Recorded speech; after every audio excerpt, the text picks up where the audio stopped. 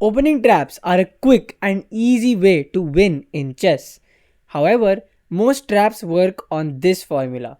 If the opponent plays X, then I can deploy the trap, and if they don't, then I am losing. In today's video, I will explain 6 traps that give a good position even if the opponent doesn't fall for them. Let's get started.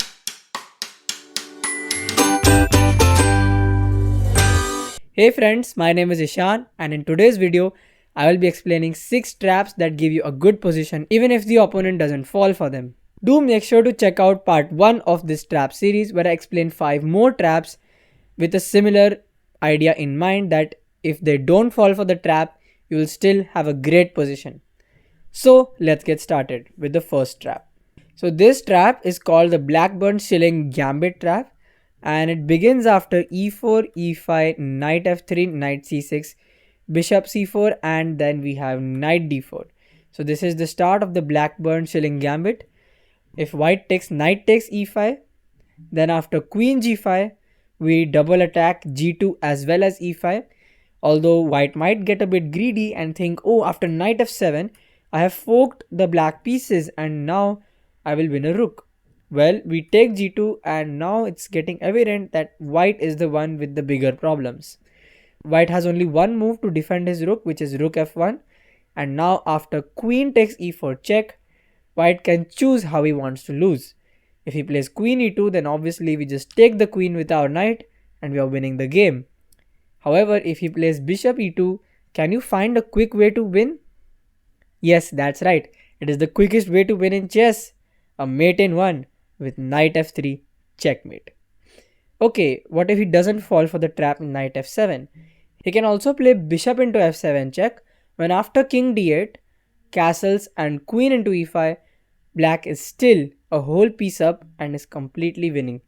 The reason white had to castle was to avoid all the problems related to queen takes g2 and then queen takes e4, and there was no way he could save his knight as well as the pawn on g2.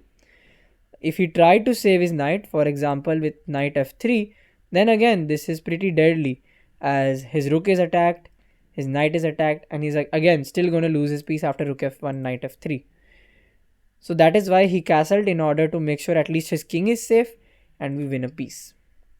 Let's move on to trap number 2. So here we have another trap in the king's pawn opening called the fishing pole trap. It occurs in a variation of the Roy Lopez, which is after bishop b5.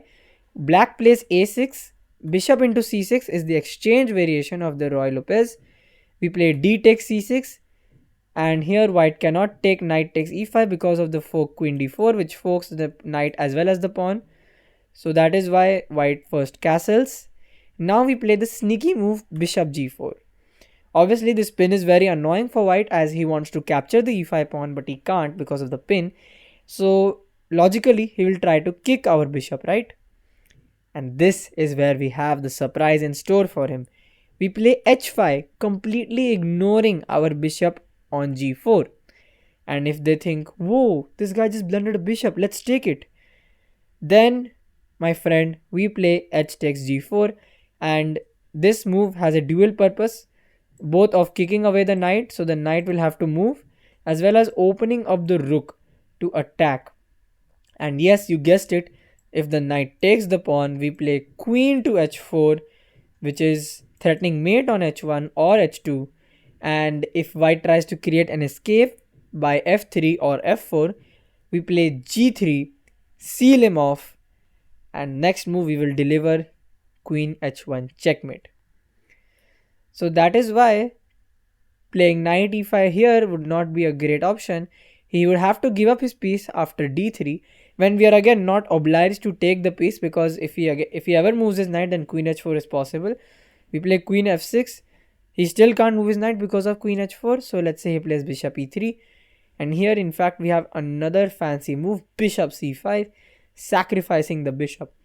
So if the point is, if you take my bishop, then after queen h6, the same problem occurs, and this time you can't even free and escape because your knight is on f3 blocking the f2 pawn. So he can't take our bishop here as well. He'll have to play something like knight bd2, and now after gf3, knight f3, queen g6, Again, we are threatening queen h5 while black is doing pretty alright. Let's move on to the third trap. This trap is called the Siberian trap, which comes out of the Smith-Morra gambit. After e4, c5, d4, cd4, c3, the Smith-Morra gambit. dc3, knight c3, we have knight c6, knight f3, e6, all standard developing moves. Bishop c4, queen c7, castles, knight f6, queen e2, knight g4. So after queen e2, we play knight g4, which seems like a very useless move as we are attacking h2, but his knight is there on f3 to defend it, right? It seems like white shouldn't have any problems, and so white plays the casual h3. However, if he plays h3, then he has fallen right into the trap. We play knight d4, and obviously he can't take our knight on g4 as his queen is hanging. So maybe he will take our knight, and then queen h2, my friends, is checkmate. We can also play queen d3 when after knight takes f3, queen h2 is still mate. And I think the best move for him after knight d4 is to sacrifice g4 when after knight e2, bishop e2. I think black is a queen up for 2 pieces, which should be winning. Okay, maybe he doesn't fall for the trap with h3. He can also play rook d1, but I guess black is pretty fine. Nothing bad has happened, right? He can reroute his knight to e5 whenever he wants. Maybe even knight c e5 is one considerable option. Again, threatening knight takes f3 followed by queen h2, which can be a little bit annoying for white to handle. But overall, white has no reason to be better than black. Let's move on to the fourth trap. So here we have another checkmate. This checkmate is called the Budapest Gambit smothered mate. It happens after the Budapest Gambit, which is d4, knight f6, c4, e5, the Budapest Gambit, d into e5, knight g4, knight f3, knight c6, bishop f4. We play bishop b4 check, and most people play knight b d2 here. And now we play the sneaky queen e7. So of course our plan is to target the e5 pawn and regain it. That is the whole idea of the Budapest Gambit. So maybe white will think, okay, I have no way to defend the pawn now, but I can attack his bishop and force it to go away somewhere so that I get some more time to defend my pawn. Well, since this is a chess trap series, we don't defend the bishop, right? That's pretty obvious by now. We take the pawn on e5, and if he takes the bishop, then knight d3 is mate. So yes, that is the trap. If he plays knight e5 and then takes the bishop, still knight d3 is mate. So okay, maybe he'll play e3 here to avoid getting mated. When after bishop d2, I think black is pretty fine. He has regained his pawn. No reason to be worse. That was the fourth trap. Let's move on to the fifth one. So this trap is again from the Budapest Gambit, but this time it's a queen trap. We play after the Budapest Gambit.